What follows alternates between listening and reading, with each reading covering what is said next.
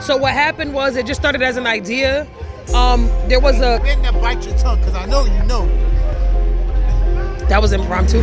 Today we came out to the Norwalk Black Heritage event.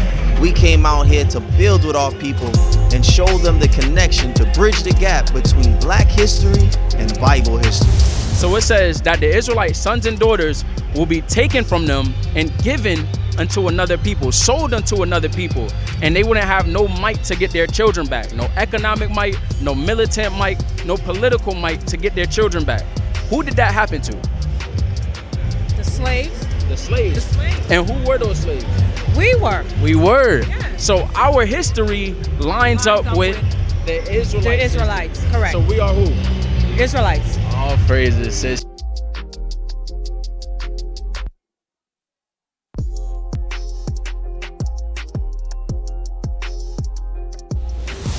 So what we're doing, right? We're doing a documentary on the event and just getting our people's perspective on the event. So you said this is your first time here? Yes, my first time here. Okay, so what do you know about the event? Like, what you think is going to be your favorite part of today throughout the whole festival? What you looking forward to for today? Well, just seeing the Black people come together in the city of Norwalk. Okay. Yeah. Are you from Norwalk? I am, born and raised. And this is your first time at this event? Yes. All right, so I'm glad that you finally came out. And like you said, being able to see Black unity is huge because we're starting to lack that as a community and amongst ourselves. So what do you think? Because this is about Black heritage. So what do you think Black heritage is? What does Black heritage mean to you? It means decades of our ancestors paving the way for us to be here today. So it's not only here present, it's our past. It's our past Yes. as well. So if you had to explain in a few words what Black heritage is to someone else, how can we explain that to somebody else?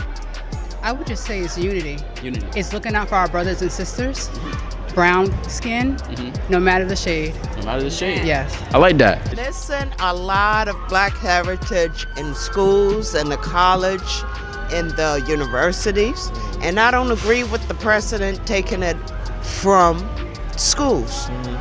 Hiding it from African American people is part of their heritage. They deserve to get it. Why would you hide it? If that's what you did, don't be ashamed of it. Let us learn so we can fix it.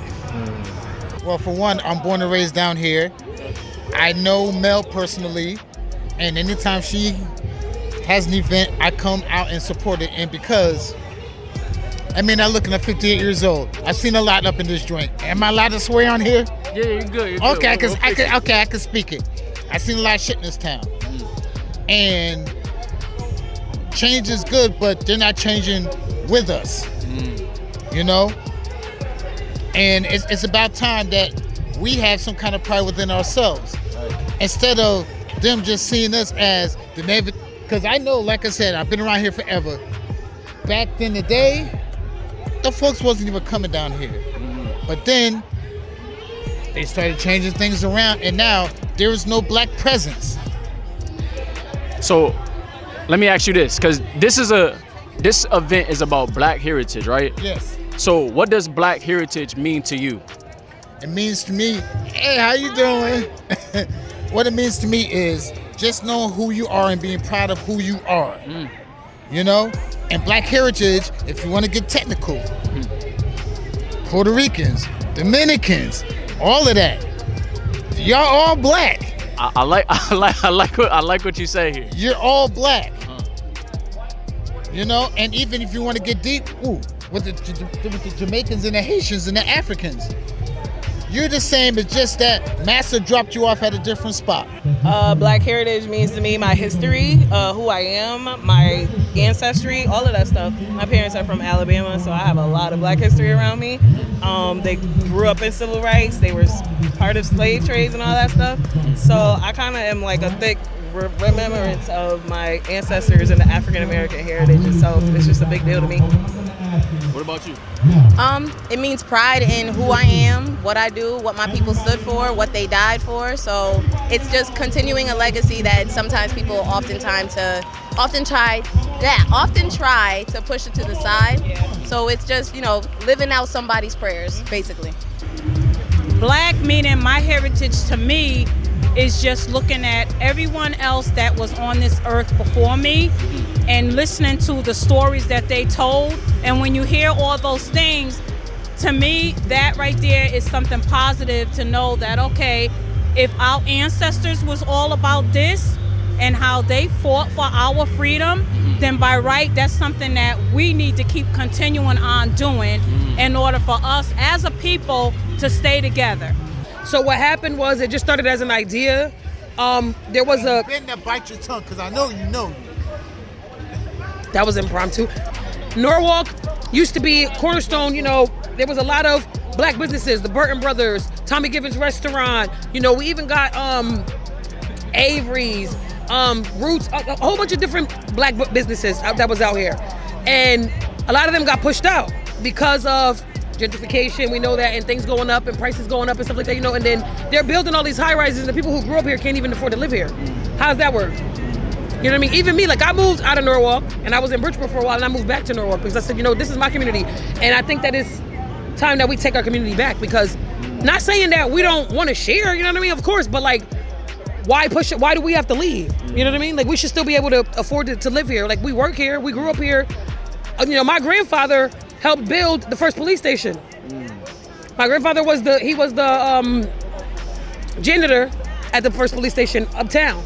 You know what I mean? And he worked at the gas station. Used to be a gas station down here, Jimmy Lee's, black owned. You know what I mean? So what's happening to all of that? And I'm not saying that, you know, we don't want, it's a melting pot. You know what I mean? We're all here, you know what I mean? Mexican, white, black, whatever. But like, now, blacks used to be the majority in Norwalk and now they're the minorities. So what you're saying is very heavy, and the spirit that's on you is the same spirit that was in our ancestors.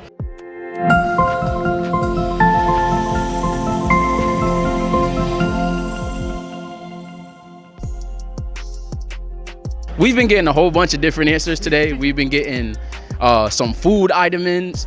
Some items. We've been getting dances, and it all goes back to like trying to find what our true culture is.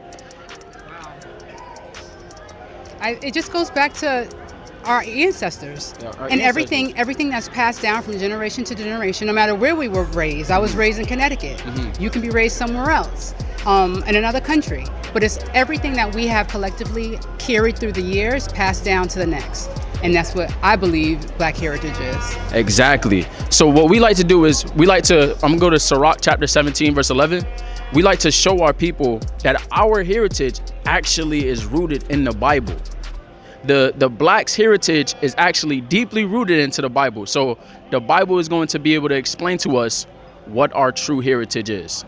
The book of Ecclesiasticus, chapter 17 and verse 11.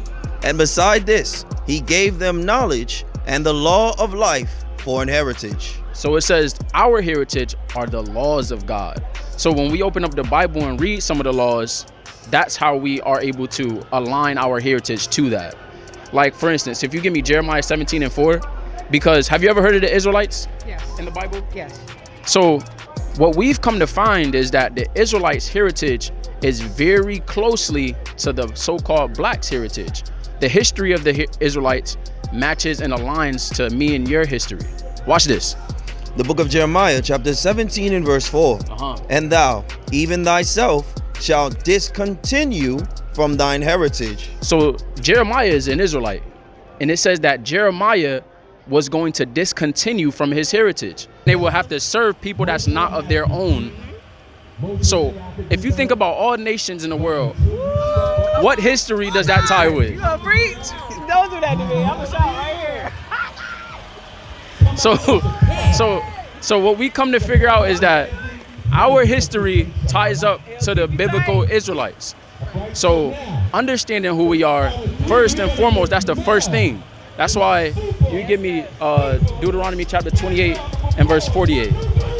Because what we come out here to do is show our people that we're not African American, we're not black.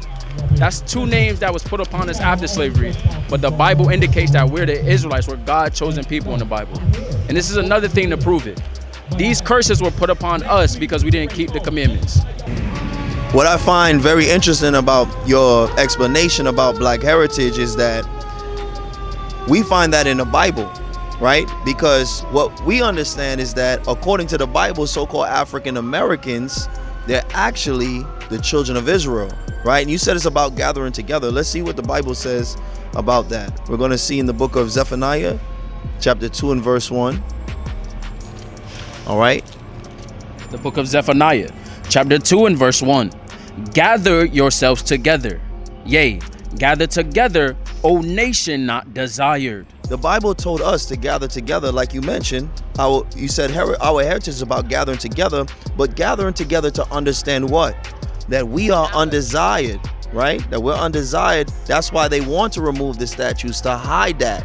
But who were we before slavery? Can you tell me? I can't.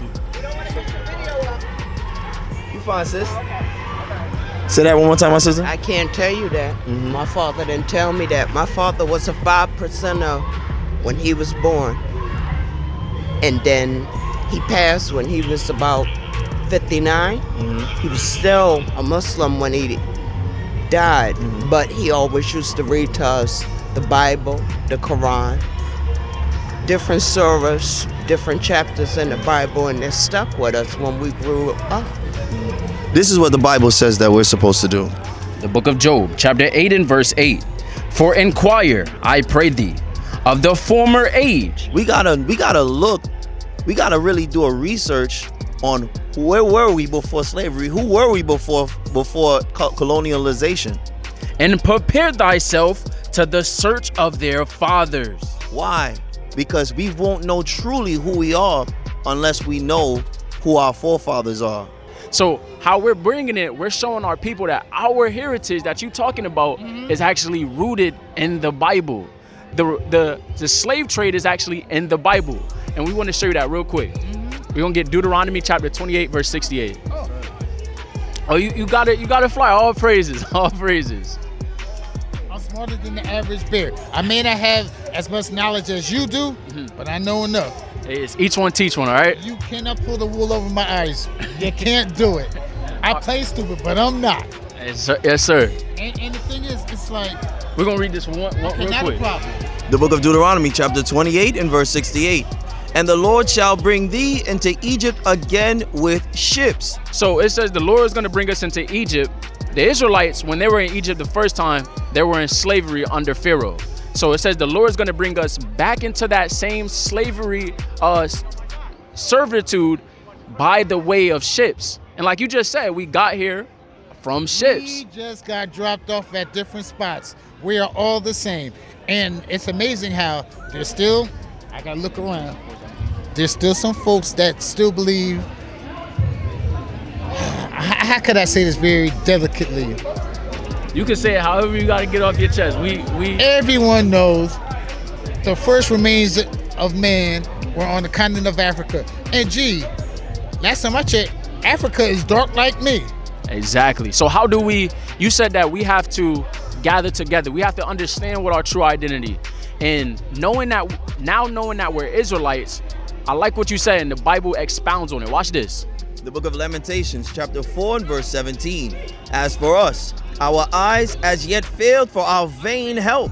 It says the Israelites' eyes have failed for our vain help. We look to everybody except for ourselves to deal with the problems in our community. It's time for us as men to stand up and put our community in the right direction. Read on. In our watching, we have watched for a nation. A what? A nation that could not save us. So they tell us that they're gonna better our communities. They say they're policing our communities. They say they're giving us food stamps to help us. They're giving us blocking us off. Just like right here. We have a few hours. Trust me. This would never go down. If we just came out here without, the fanfare and everything, just say if you guys came down here and we're just having a conversation, watch how quick they come up.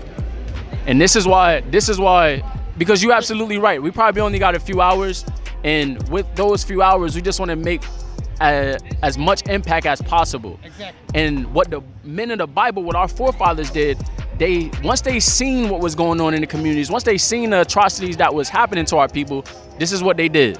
The book of 1 Maccabees, chapter 3 and verse 43.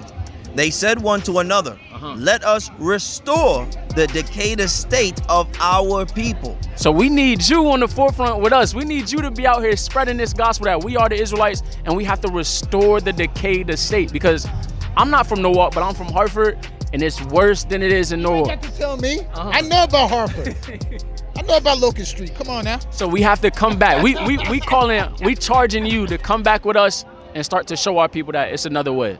I like what you said. If we're gonna get a few scriptures to show you exactly what you said is biblical. It's important for us to know who our forefathers was and our ancestors was, so we can continue to follow those same traditions that they follow. So we're gonna get Romans chapter 15 and verse 4. This is the book of Romans, chapter 15 and verse 4. For whatsoever things were written aforetime were written for our learning, that we through patience and comfort of the scriptures might have hope. So like you said, we have to be able to go to the things that were written before ourselves so we can learn who we are. We're going to go to Deuteronomy chapter 1 verse 1, because our history is deeply rooted into the Bible. It's deeply rooted. That's why we always say things like, I'm blessed, you a king, you a priest. We say these things but not understand that they rooted in the Bible. The book of Deuteronomy chapter 1 and verse 1. These be the words which Moses spake unto all Israel on this side Jordan in the wilderness. So in this current time, Moses is speaking to the Israelites, and he's informing them that things are going to come to happen if we don't keep the commandments. Now we're going to take some of the things that was going to happen to the Israelites and see who does that match up with today. So let's go to verse 32. No, matter of fact, verse 36. The book of Deuteronomy, chapter 28 and verse 36. And the Lord shall bring thee and thy king which thou shalt set over thee unto a nation which neither thou nor thy fathers have known. And there shalt thou serve other gods, wood and stone. Verse 37. Verse 37. And thou shalt become an astonishment, a proverb, and a byword among all nations whither the Lord shall lead thee. So this was going to be a curse that was going to be to put upon the Israelites, that their name was going to continually change. Like for instance, on my grandmother's birth certificate, it might say Negro. My father's or my mother's, it might say Black. And on mine, it say African American. So our history aligns with the curses that the Israelites were going to fall under. So that makes us who?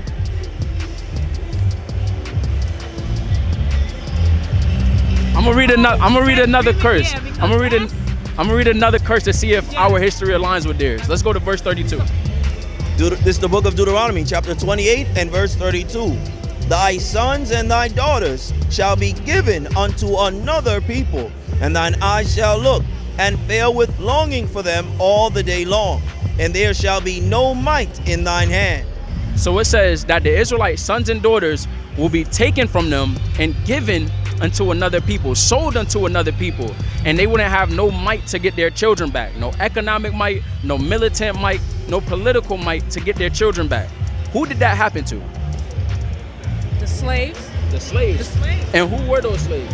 We were. We were. Yeah. So our history lines up with the Israelites. The Israelites, correct. So we are who? Israelites. All praises, sis. You got it. You got it. Therefore shalt thou serve thine enemies, which the Lord shall send against thee, in hunger, and in thirst, and in nakedness, and in want of all things. And he shall put a yoke of iron upon thy neck until he have destroyed thee. So it's mind-blowing that the Israelite history is almost, it mirrors the black history. So it shows that we're not black, but we're Israelites. And that's what we're trying to show people, because God has a particular group of people that he loves and cherishes. As we all have things that we love and cherish. I have a favorite pair of shoes. I'm pretty sure you got a favorite bandana, everything. You got a favorite necklace that you wear. God has a favorite chosen people that he likes. And our true heritage is Sirach chapter 17 and verse 11. Our true heritage is to understand who we are, being the Israelites, and understand what God gave to us for inheritance. And this is what he gave to us. The book of Ecclesiasticus chapter 17 and verse 11. Besides this, he gave them knowledge and the law of life for an heritage. So God laws is our true heritage. That's our true heritage. It's not soul food. It's not certain dances. It's God laws, and that's what we try to show our people. Yes, that was perfect. Are you a minister? No. No. Well, we're speaking it over you. You're going to be a minister at some point. You're reading the word All perfect. praises, You're all explaining praises. it perfect. All You're doing all the praises. things. And we appreciate godly men like you that are able to speak it and say it so that we can understand it. You know, there's young people like us that can't even hear things like that. We're smart individuals, of course, and everybody isn't like us. But you being able to be outspoken about it and say the words of God willingly as you are is a beautiful thing to us. As a black man, as an African American man, as an Israelite, as a child of God, as a brother, I'm gonna speak life into you because you spoke life into us for no apparent reason, right? I appreciate that. And we love you, right? We love you. We love you, brother. Y'all be safe. Have a good one, all right? Be blessed as well, brother. Zephaniah chapter 2 and verse 1. Gather yourselves together, yea, gather together, O nation not desired. We not desired. We not desired. That's why what? That's why they want to remove the statues. That's why they want to get rid of Black History Month. These were talks that actually came up. You understand? But we understand, according to the Bible, our heritage is linked to who? Abraham, Isaac, and Jacob. So guess what, my sister? You a Jew. I'm a Jew. What does that mean for us? That means Christ is our king. And we got to be able to come together on that one understanding. That's how we're going to build each other up. Of course, and one thing we always did, all of our meetings, we always start with a prayer. We always end with a prayer. I don't know if you was here when we started the parade. We started the parade with a prayer, and it's just something that we always keep God first because without Him we can't do anything. So this is why all of this is possible, and it's also a thing for us, like as Black women, to make sure that we are empowering the Black man, that we're not tearing down the Black man, because that's another thing that happens because we're dividing each other because. Everybody's saying, oh, independent, but life is designed for two people. Right. So. Heavy sis, she just we gotta That's it. We gotta I ain't get got no more security for for it. the I ain't got no sister more for it. I ain't now. got no more for it. We gotta get security for sister. My sister, I thank you so much for your time. We're starting Black Wall Street in Norwalk. In Norwalk. See, you heard that first. So I don't want to give it all away, but we do have everything organized. We've already got all the blessings, and there will be a Black Wall Street next year in Norwalk. So hopefully we'll see you guys there too. All praises, my sister. Thank you very much. We appreciate you, sis. Of course. Hey, Shalom Israel, Most High Christ bless. So we just concluded our cuts from the streets. Hey, Soldier Abishai, you was building heavy with the people. Let us know what's up. So what we seen today was Romans chapter 8 verse 16 come to life. We seen our people's spirit be able to bear record and understand that we are the true Israelites. We had good feedback today. We built with our people, and now our people are leaving here today understanding that we're not Black, but we're the Israelites of the Bible. So with that, we say shalom. Most High in Christ bless. What is a nation? Nation is family. Nation is community. Nation is men leading by example. Nation is women's support. Nation is children with role models.